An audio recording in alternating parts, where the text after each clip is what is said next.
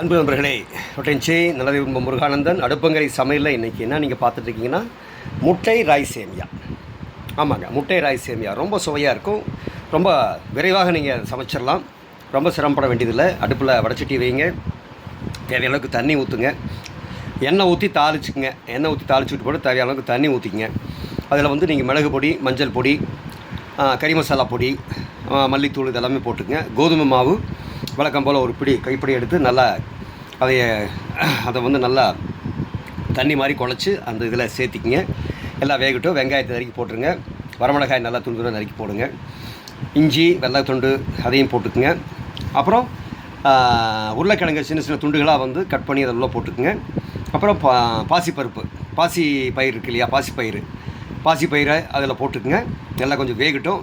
வெந்த கடைசியில் இப்போ வந்து நீங்கள் வந்து என்ன சேர்த்தணும் அப்படின்னா ரெண்டு முட்டையை நல்லா உடச்சி ஊற்றி அதையும் நல்லா கலக்கி விட்டு வேக விடுங்க. நல்லா வந்ததுக்கப்புறமேலு எண்ணெய் தேவையான அளவுக்கு எண்ணெய் விட்டுக்குங்க.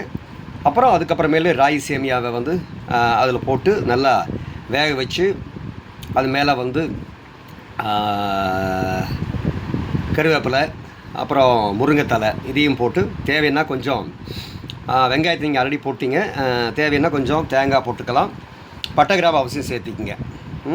பிரியாணி இலையும் போட்டுக்குங்க. போட்டு இறக்கி சாப்பிட்டு பாருங்கள். அருமையான முட்டை ராகி சேமியா ரொம்ப பிரமாதமாக இருக்கும். பாசிப்பயிறு முட்டை ராகி சேமியா ரொம்ப பிரமாதமாக இருக்கும். முட்டைக்கு பதிலாக சிக்கனை கூட வேக வச்சு போட்டிங்கன்னா பாசிப்பயிறு போட்டு சிக்கன் சேமியா அதுவும் நாளைக்கு நான் போடுறேன். சிக்கன் சேமியா, மட்டன் சேமியாலாம் செய்யலாம். சேமியாவில் இப்படி வெரைட்டியாக செஞ்சு இன்றைக்கி இந்த மாதிரி சாப்பிட்டு பாருங்கள். ரொம்ப விசேஷமாக இருக்கும். அடுப்பங்கரை சமையலிருந்து முருகானந்தன்.